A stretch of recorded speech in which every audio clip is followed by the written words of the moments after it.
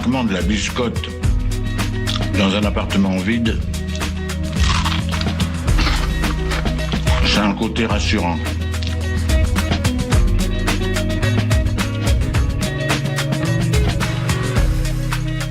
Le réveil à l'ouest, de 7h à 8h sur Westrack Radio.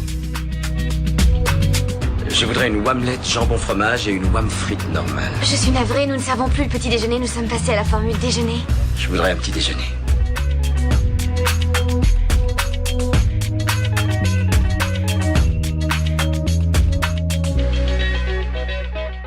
Bonjour tout le monde, j'espère que vous allez bien et que vous vous réveillez en douceur.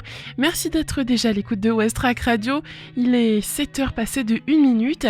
C'est parti pour 1 heure de réveil à l'ouest.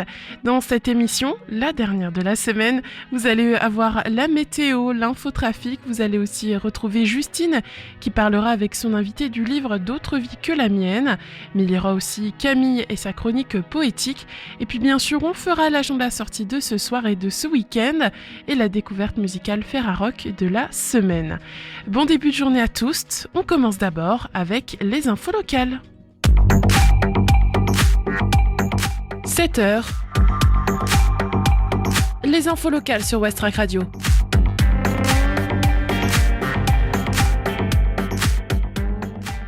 Le Havre, ça commence à sentir les beaux jours sur la plage avec l'installation des restaurants. Le balai des camionnettes et des engins de levage a débuté sur la plage du Havre où les structures qui accueilleront les restaurants sont en cours d'installation. Un chantier qui marque l'arrivée des beaux jours et donne le sourire. Au Havre, on le sait, ce ne sont pas les hirondelles mais l'arrivée des restaurants puis des cabanes sur la plage qui font le printemps. Sous un soleil radieux, même si les températures sont encore fraîches, les structures qui abriteront les restos de la plage sont en plein montage, alors que la ville du Havre a lancé un appel à candidature pour trouver les restaurateurs qui occuperont les 17 emplacements de l'esplanade de la plage à compter de 2026. Cette installation sent bon l'arrivée des beaux jours. Il faudra patienter jusqu'au samedi 22 mars pour s'attabler face à la mer. Les cabanes, elles, pourront retrouver les galets à compter du samedi 12 avril 2025.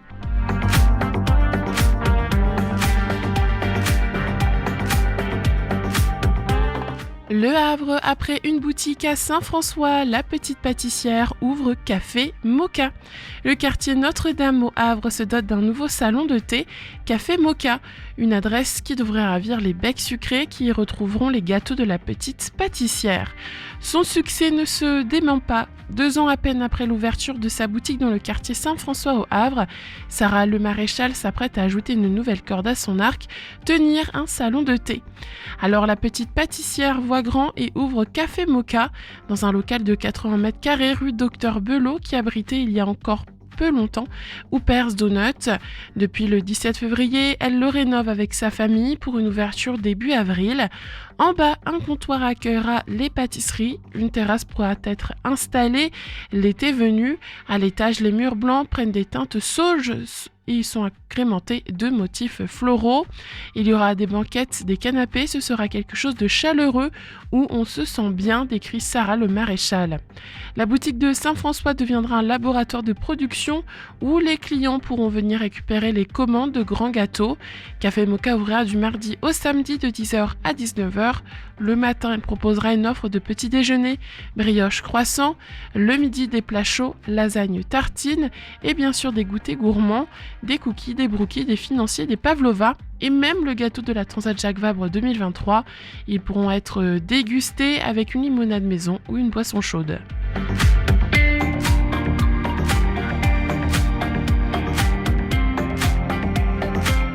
La décarbonation des industries portuaires normandes se dessine à Gruchet, le Valas.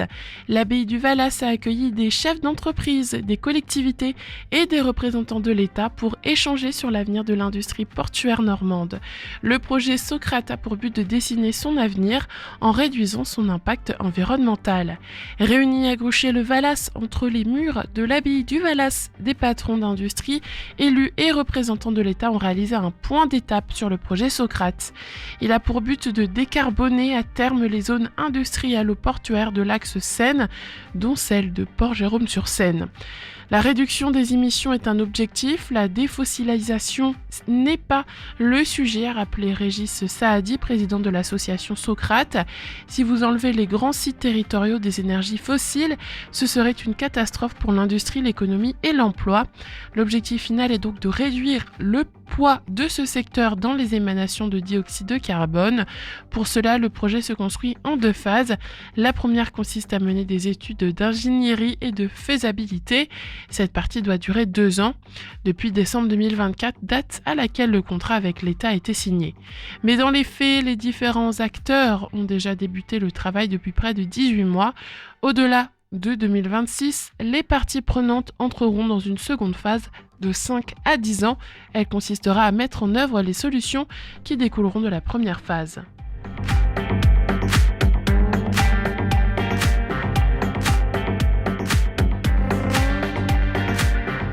Arrive en scène un programme floral pour la Journée internationale des droits des femmes.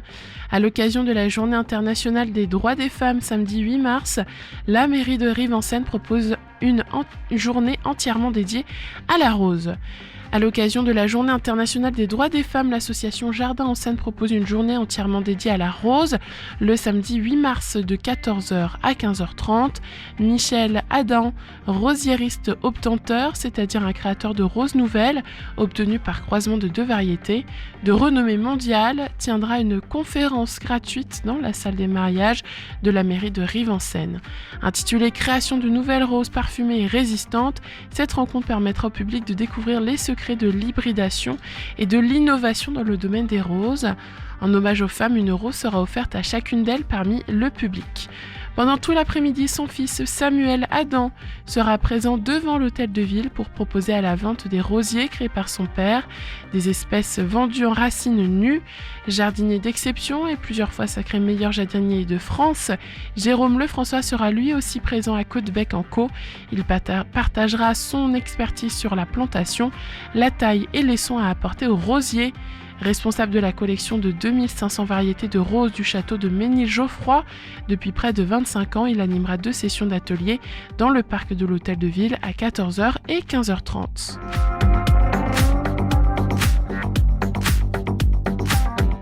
À Fécamp, le lycée maritime Anita Conti ouvre ses portes à ses futurs élèves. Samedi 8 mars, le lycée du quai Guy de Maupassant accueillera ceux qui sont intéressés par les métiers de la mer et pour ceux qui ne pourront pas être présents, une autre solution de présentation va leur être offerte. Démonstration de ramandage et de matelotage, échange avec les élèves et les enseignants, le lycée maritime Anita Conti ouvre ses portes à ses futurs élèves demain, quai Guy de Maupassant à Fécamp, l'occasion de découvrir les formations et métiers liés au secteur maritime. Pour ceux qui n'auront pas l'opportunité de venir samedi, une journée de mini-stage sera proposée. Pendant une journée sur le temps scolaire, ils viendront au lycée pour découvrir les formations, l'établissement, les professeurs et les élèves.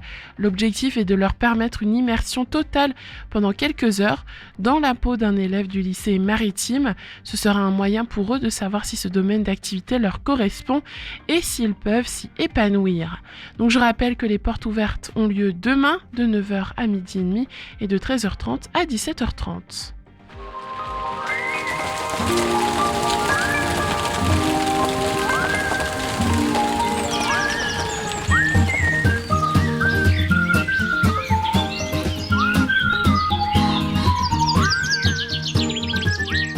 Au Havre, la matinée sera partiellement ensoleillée avec des températures avoisinant les 7 degrés. L'après-midi, le temps restera en partie ensoleillé et les températures atteindront environ 12 degrés. L'indice de la qualité de l'air vous est fourni par Atmo Normandie et il est moyen aujourd'hui. Côté maritime maintenant, au Havre, les marées seront caractérisées par des coefficients de 53 le matin et 45 l'après-midi. La première marée basse se produira à 10h38, ensuite une marée haute surviendra à 16h25, suivie d'une marée basse à 23h06. Belle matinée. Il est 7h du matin, faut se réveiller, oh j'ai sommeil. Bon alors un peu de musique pour se mettre en train, je sais pas moi, quelque chose comme Tant talking about my generation.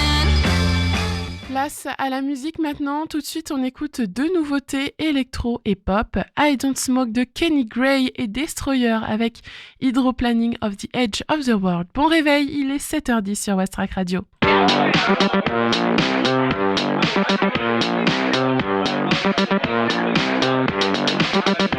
don't smoke unless I'm drunk. No, I don't smoke unless I'm drunk. I don't smoke unless I'm drunk. But when I'm drunk, I'll smoke the whole pack. I'll smoke every cigarette in the world. For the light out on the street from every boy and every girl. Hey man, kiss her up. Unless I'm drunk, I am vegan. Unless I'm drunk, strictly vegan. Unless I'm drunk, oh yeah, I'm vegan. Unless I'm drunk, but when I'm drunk, I'll eat the meat and the cheese. I'll eat every single slice in the box. Place $100 order at the local pizza shop. I got morals. Stop right now, 'cause I am vegan, unless I'm drunk. Sorry if I'm being rude, but I promise when I'm sober, I'm a really thoughtful dude. I'm a drinker, I'm a dancer, and tonight just let it rip.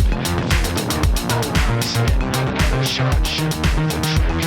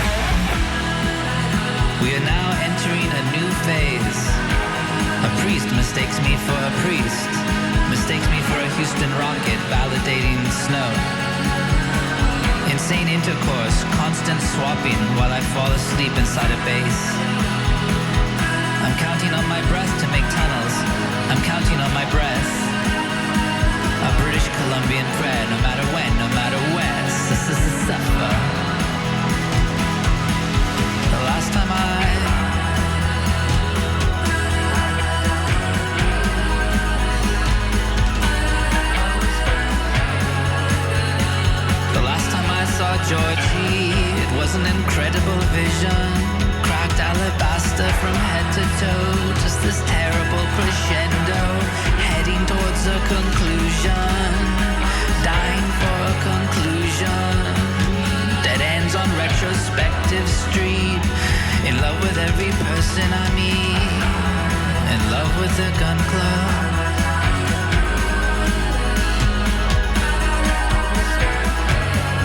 Merciless husk floating on an ocean. On the surface of the kin of France.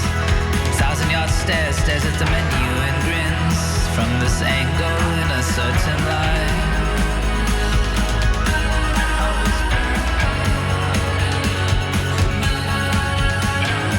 All bets are off on every goddamn thing. It's all the same thing under a certain light. Women fill out, men crumble inwards. There, I didn't want to say it, but I did. My life's a giant lid, closing on an eye. It's all the same thing in a certain light. It's all the same thing in a certain light, but we live in the light. It is exquisite, it goes through you, it goes through your legs. God is famous for punishing.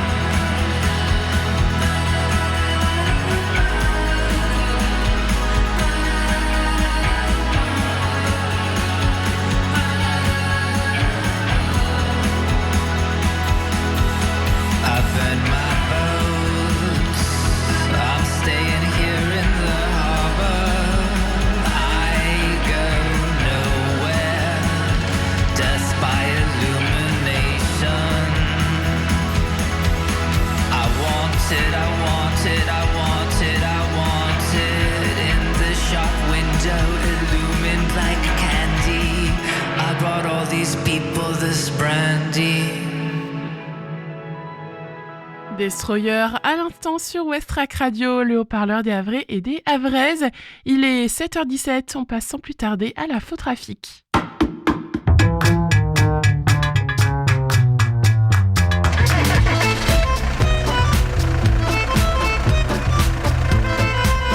Alors Activita, ça bouchonne aussi? Ah, j'en sais rien. Ce matin, j'ai parlé à mon père qui est à Caserta. Il paraît que là-bas, ça roulait pas vite, mais que c'était fluide. Alors ce matin au Havre, on voit qu'il n'y a pas de ralentissement. Voilà, ça roule bien sur les axes principaux. Attention tout de même, il y a des routes fermées, notamment la rue Cassini, mais il y a aussi des travaux au niveau de la rue de Midoff. Il y a aussi près du bassin Vauban, donc sur cours Lafayette, la route qui est fermée, où il y a des travaux. Donc faites bien attention à ces points-là. Et aussi près de la plage, près du boulevard François 1er, il y a la rue Louis Brindeau et la rue Léon Buquet. Donc faites bien attention si vous devez passer par là ce matin.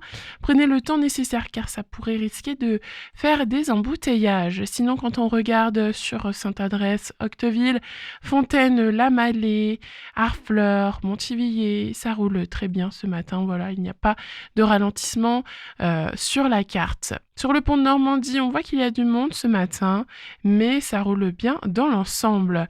Au niveau de la 29 et la 131 aussi. Et ensuite, quand on remonte la 131 pour aller jusqu'à Tancarville, ça roule bien ce matin. Attention, par contre, il y a un embouteillage, en tout cas de forts ralentissements sur le pont de Tancarville en lui-même. Sur le reste du territoire, donc la Serlangue, la Remuée, Saint-Aubin-Routot, ça roule très bien ce matin. On note tout de même un ralentissement au niveau de Guenneville sur la rue de la Libération. Donc dans l'ensemble ce matin ça roule bien, soyez tout de même prudents. On retrouve maintenant Justine et Arthur. C'est extraordinaire. Je n'ai jamais vu autant de livres de ma vie. J'ai l'impression de rêver.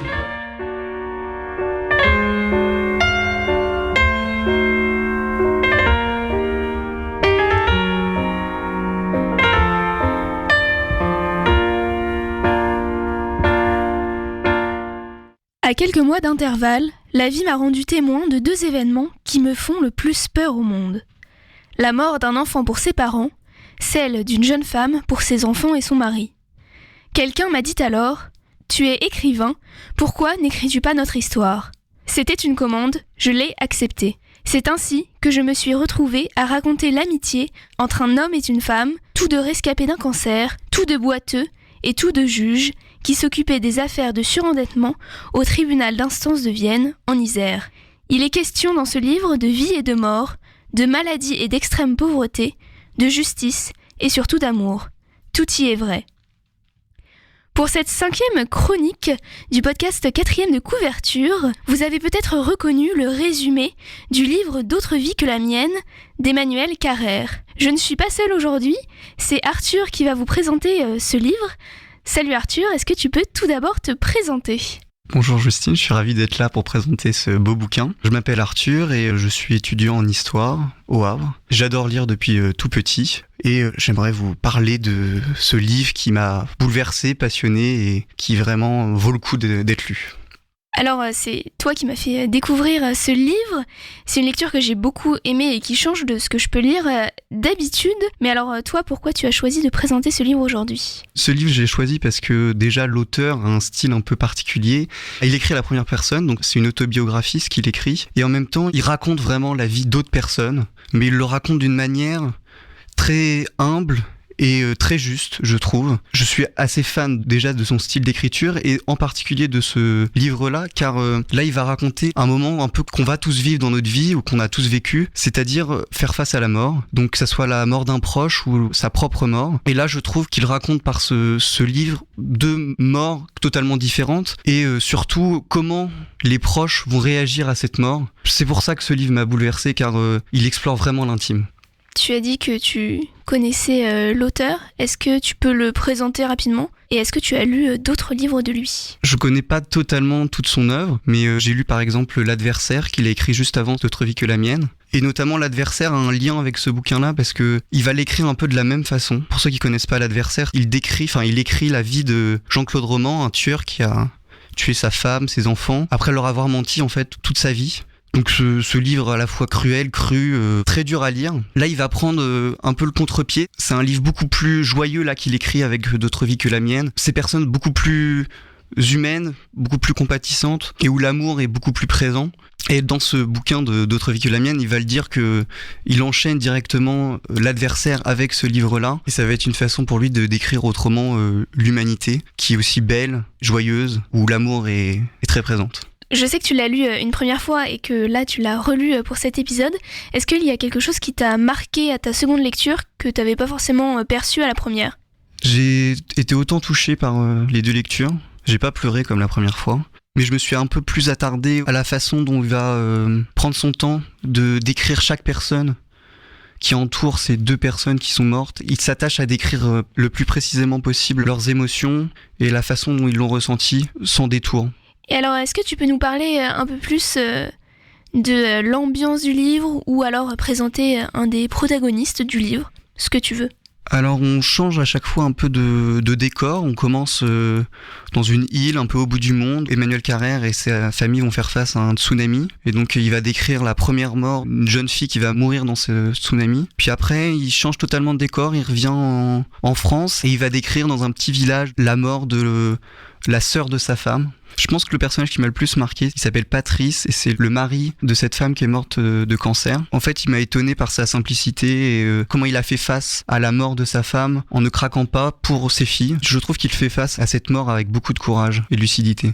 Et alors, est-ce qu'il y a un moment qui t'a particulièrement marqué dans le livre, dont tu voudrais nous parler ? Le moment qui m'a le plus bouleversé, c'est quand même comment il a décrit la mort de la sœur de sa femme, où son mari est dans ses bras, ils sont tous les deux, ils savent tous les deux qu'elle va mourir et qu'il n'y a pas de mots, ils parlent pas, ils se tiennent juste dans les bras l'un de l'autre. Ils attendent qu'elle meure en fait. C'est suspendu, assez bouleversant. C'est vrai que le moment qui m'a marqué, je pense qu'en fait c'est le tout début du livre, parce que je l'ai un peu lu sans lire vraiment le résumé, et du coup j'ai été plongée directement dans l'ambiance, parce que finalement, le début, c'est le tsunami, c'est la mort d'une petite fille, et c'est comment ses parents doivent l'affronter. Donc c'est vrai que moi, je dirais que c'est le début qui plonge directement en fait dans l'ambiance globale du livre. Et faut pas s'attarder sur le fait que c'est très triste dès le départ, puisque c'est aussi une histoire de vie tout au long du roman. T'as totalement raison. Et puis la première phrase du livre, c'est « La nuit devant la vague, je me rappelle qu'Hélène et moi avons parlé de nous séparer ». Ça pose le décor, ça va pas être joyeux, mais dans cette phrase, on voit qu'il va parler aussi de lui en fait et de son couple. C'est un peu peut-être paradoxal, mais il montre aussi le bonheur de son couple, en même temps qu'il décrit la fin d'un couple qui est celui de la sœur de sa femme et de Patrice. Il n'hésite pas à le faire et il montre que cette période est joyeuse pour lui aussi. Donc il y a ce grand écart entre quand il parle de sa vie et quand il parle de la mort de Juliette. Et alors, à qui tu conseillerais ce livre ? Je le conseillerais à tous ceux qui veulent vivre un moment rempli d'émotions, ou tous ceux encore qui veulent découvrir Emmanuel Carrère, qui ne connaissent pas encore. Je pense que c'est un bon livre pour commencer.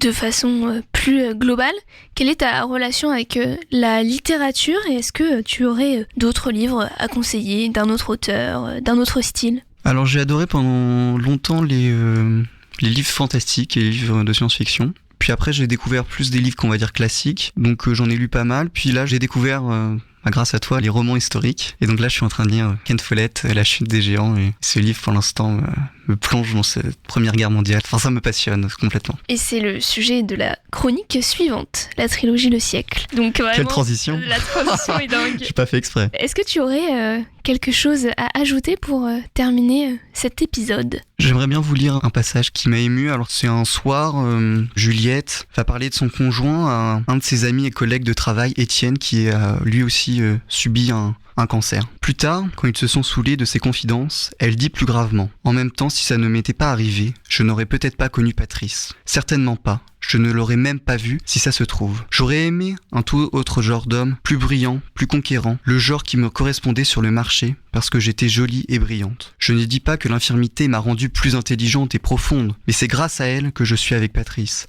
C'est grâce à elle qui elle est petite, et là, c'est le contraire du regret. C'est le contraire de l'amertume. Il ne se passe pas un jour sans que je me dise: j'ai l'amour. Tout le monde court après. Moi, je ne peux pas courir, mais je l'ai. J'aime cette vie, j'aime ma vie, je l'aime totalement. Tu comprends. Très bien dit Étienne, moi aussi j'aime ma vie. C'est pour ça que c'est tellement difficile de dire à Nathalie: j'en ai marre, parce que si elle l'entend, elle pense que je voudrais une vie différente, et comme elle ne peut pas me la donner, ça la rend triste. Mais dire qu'on en a marre, ça ne veut pas dire qu'on voudrait une vie différente, ni même qu'on est triste. Tu es triste toi, elle ne l'est plus. Merci Arthur pour ce partage. Justine. Et du coup, lisez D'autres vies que la mienne de Emmanuel Carrère. Oui, ça vaut le coup. C'est la conclusion de cet épisode. Les livres d'abord, voyons.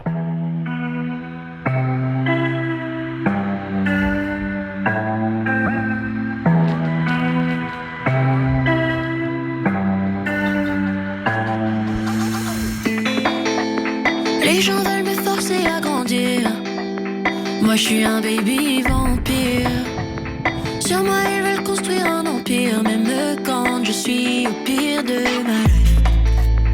Les gens s'émerveillent quand je résonne, et quand je me perds y'a plus personne. Tonnerre qui gronde sur mon château fort, je m'écroule encore. J'ai juste besoin d'être consolé. Je laisse les problèmes sur le côté sur le côté.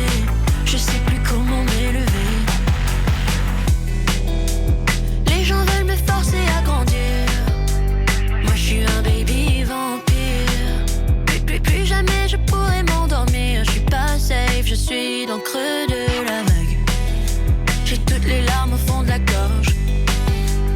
Quand les souvenirs se rapprochent, quelques cachés au fond de la poche.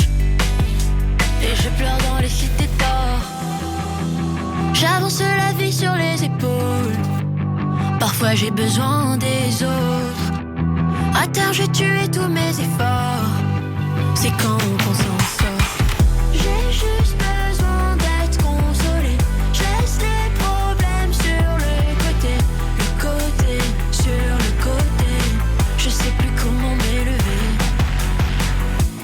Adolescence dans le placard, c'est maintenant, je range plus ma chambre. Je suis si méfiante, trop de tocards, coup dans le ventre et ambulante. Souris m'a oublié, elle n'est jamais passée. Bébé adulte,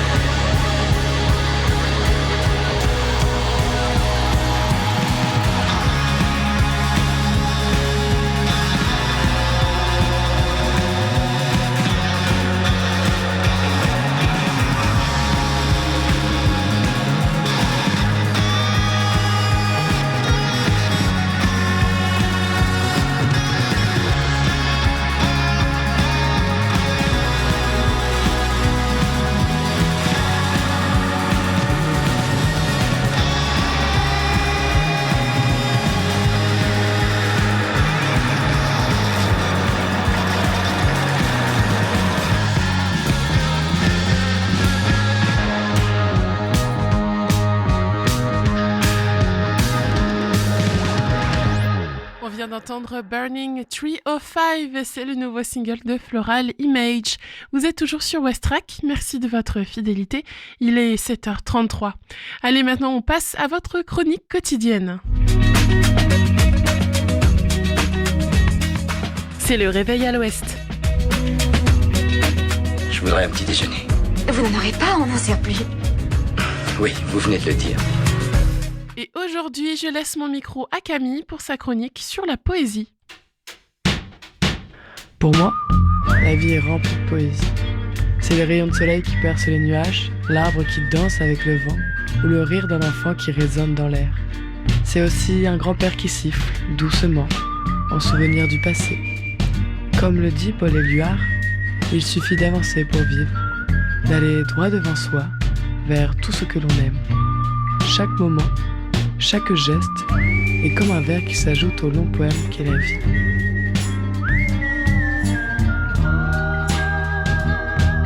Aujourd'hui, nous plongeons dans l'univers poétique de Victor Hugo, avec son recueil Les rayons et les ombres, publié en 1840. Un titre qui résume à lui seul la poésie hugolienne entre lumière et ténèbres, espoir et mélancolie. Mais que nous raconte ce recueil exactement ? Les rayons et les ombres, c'est une invitation à contempler le monde à travers le regard d'un poète visionnaire. Victor Hugo, alors en pleine maturité littéraire, nous livre une réflexion profonde sur la condition humaine, l'art, la nature et la place du poète dans la société. Ce recueil est un véritable jeu d'opposition où la lumière de l'idéal se mêle aux ombres du doute et de la douleur. Je vais vous lire quelques vers de Fonction du poète. Dieu le veut, dans sa loi suprême. Les poètes devant le temps sont les astres qu'on voit de même dans les jours noirs et les beaux temps. Hugo voit le poète comme un guide, un prophète, un éclaireur d'humanité. Il n'est pas seulement un rêveur solitaire, mais un acteur engagé, qui met son art au service de la vérité et de la justice. Mais les rayons et les ombres, c'est aussi une plongée dans la nature, une nature sublimée et inspirante. Les couchers de soleil, la mer, les étoiles, le vent. Hugo magnifie ces éléments avec puissance, une puissance d'évocation unique. Écoutez par exemple cet extrait du poème Tristesse d'Olympio. Oh, combien de marins, combien de capitaines qui sont partis joyeux pour des courses lointaines, dans ce morne horizon, se sont évanouis. Un vers qui résonne comme un écho mélancolique, un regard porté sur l'éphémère, sur l'absence, sur le temps qui emporte tout. Les rayons et les ombres, c'est donc un recueil qui oscille entre espoir et fatalité, entre le rôle du poète et les mystères du monde. Hugo nous rappelle que la poésie est une lumière dans l'obscurité, un chant qui traverse les âges. Alors, si vous ne l'avez jamais ouvert, laissez-vous tenter par ces vers sublimes et intemporels, et si vous le connaissez déjà, pourquoi pas le redécouvrir à la lumière d'un nouveau regard. Merci d'avoir partagé ce moment avec moi. On se retrouve bientôt dans cette chronique poétique. D'ici là, que les mots vous accompagnent.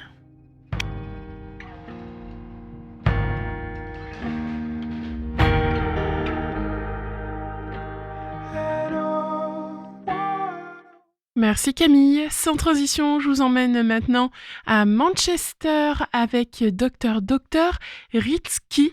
Belle écoute et belle matinée sur West Track. Il est 7h37. On se retrouve ensuite pour faire un nouveau point sur l'actualité locale.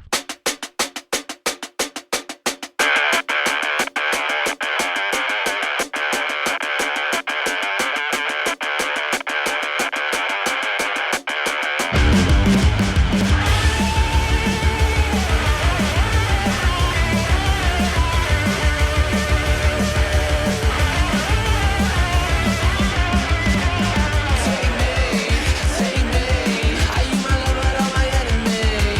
I'm ready to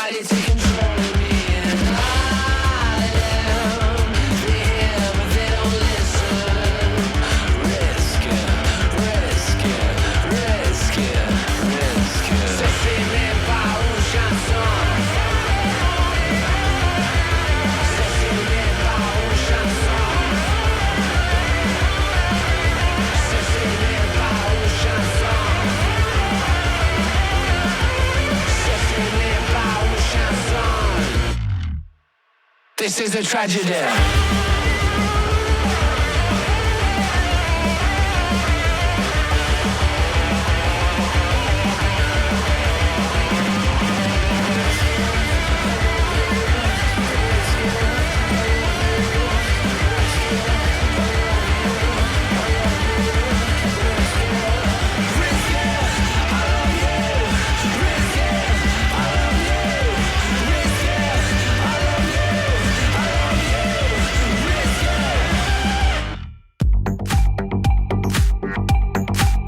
Les infos locales sur Westrack. Le flash. Au Havre, ça commence à sentir les beaux jours sur la plage avec l'installation des restaurants. Le balai des camionnettes et des engins de levage a débuté sur la plage du Havre. Les structures qui accueilleront les restaurants sont en cours d'installation. Un chantier qui marque l'arrivée des beaux jours et donne le sourire. Il faudra patienter jusqu'au samedi 22 mars pour s'attabler face à la mer.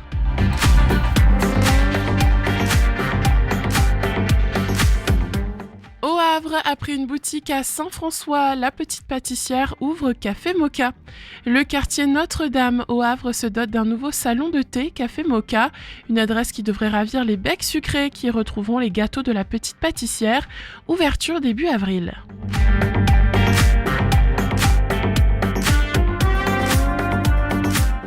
La décarbonation des industries portuaires normandes se dessine à Gruchet-le-Valas. L'abbaye du Valas a accueilli des chefs d'entreprise, des collectivités et des représentants de l'État pour échanger sur l'avenir de l'industrie portuaire normande. Le projet Socrates a pour but de dessiner son avenir en réduisant son impact environnemental.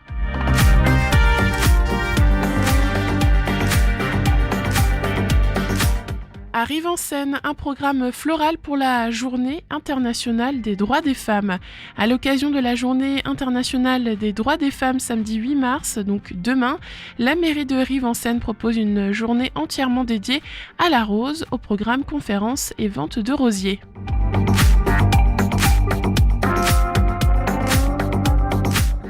Et enfin, à Fécamp, le lycée maritime Anita Conti ouvre ses portes à ses futurs élèves. Demain, de 9h à 17h, le lycée du quai Guy de Maupassant accueillera ceux qui sont intéressés par les métiers de la mer. Et pour ceux qui ne pourront pas être présents demain, une journée de mini-stage sur le temps scolaire sera proposée.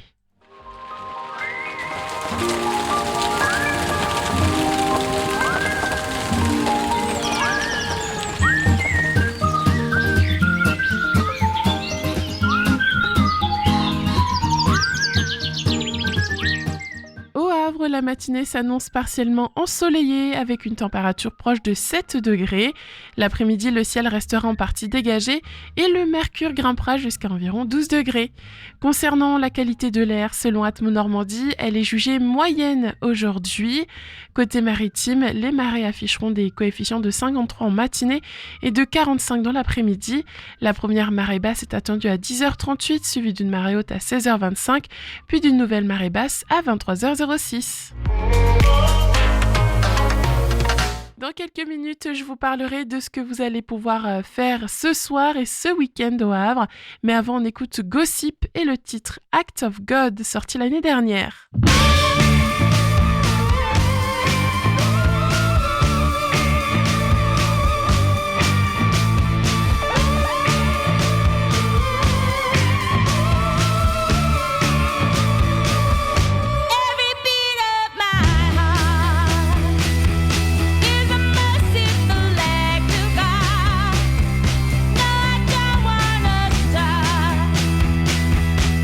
I'm glad that I'm not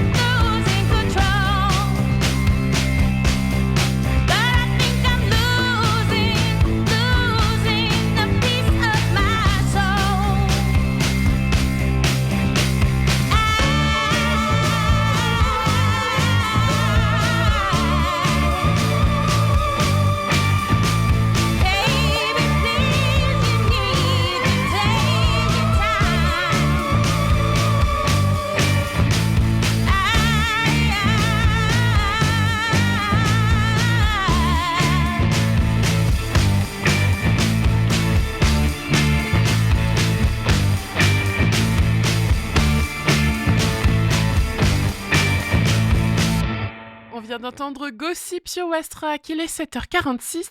Tout de suite, l'agenda sorti.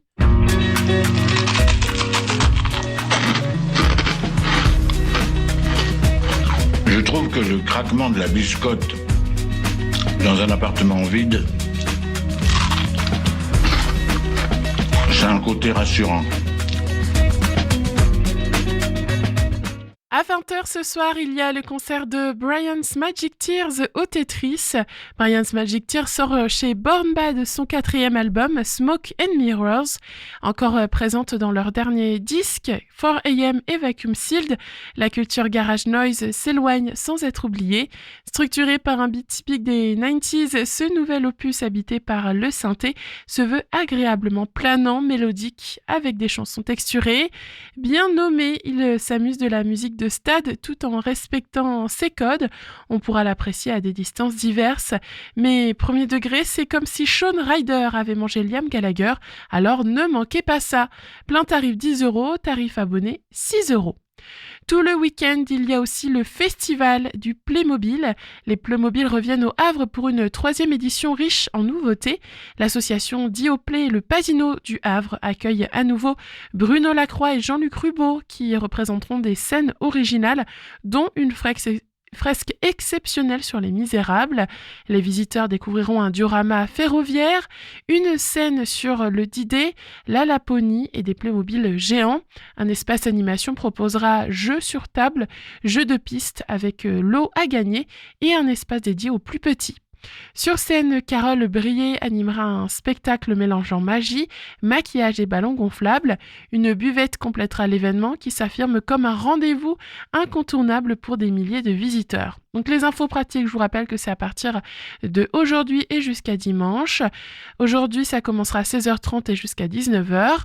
Demain, ce sera de 10h à 19h et dimanche de 10h à 18h. Entrée 4€ et c'est gratuit pour les moins de 3 ans. Et puis dimanche se déroule un vide-grenier à l'école Paul Bert, 65 avenue Paul Bert au Havre. Cette année encore, l'association des parents d'élèves organise son vide-grenier dans l'enceinte de l'école.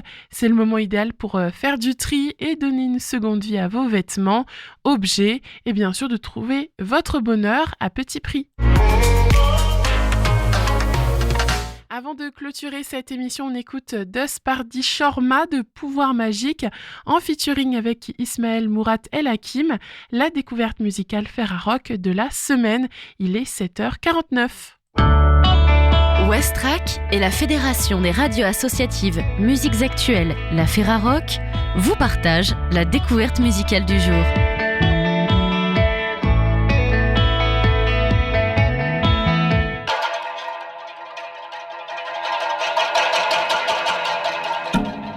We are the magical tribe.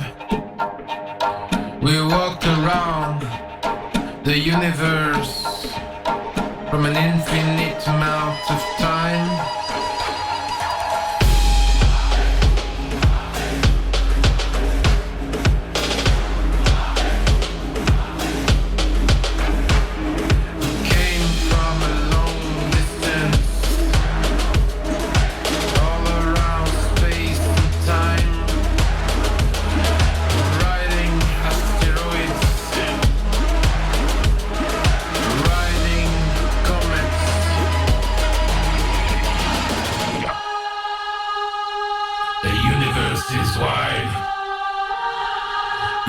From across the land, the sky, the clouds, the galaxy, the universe. Tous perdent cerveau.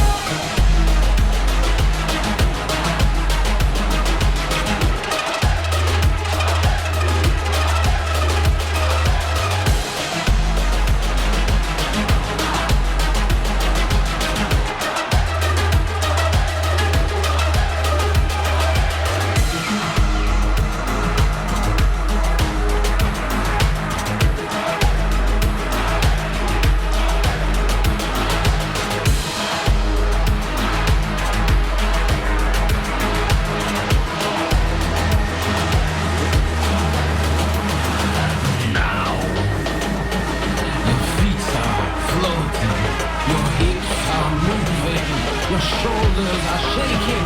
You dare. You dare.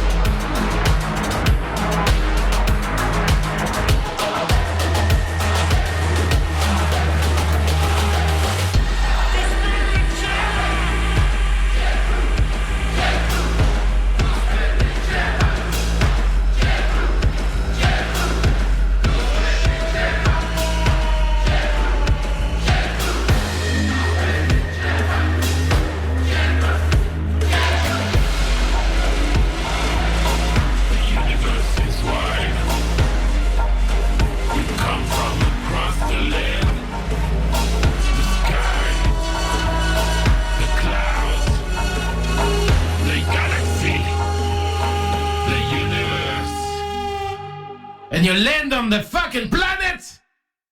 Du Spardi Shorma, de pouvoir magique avec Ismaël Mura El Kaïm. C'était la découverte musicale Ferrarock de la semaine. Et voilà, c'est le moment pour moi de terminer ce Réveil à l'Ouest. Votre matinale revient dès lundi de 7h à 8h. Moi, je vous dis à tout à l'heure de 14h à 17h. Dans quelques minutes, retrouvez le journal national et international. Et ensuite, Sarah vous accompagnera jusqu'à midi. Allez, on finit en beauté avec Doubts de I Hate Myself Because et Mélancolie de Mamoré. Belle écoute.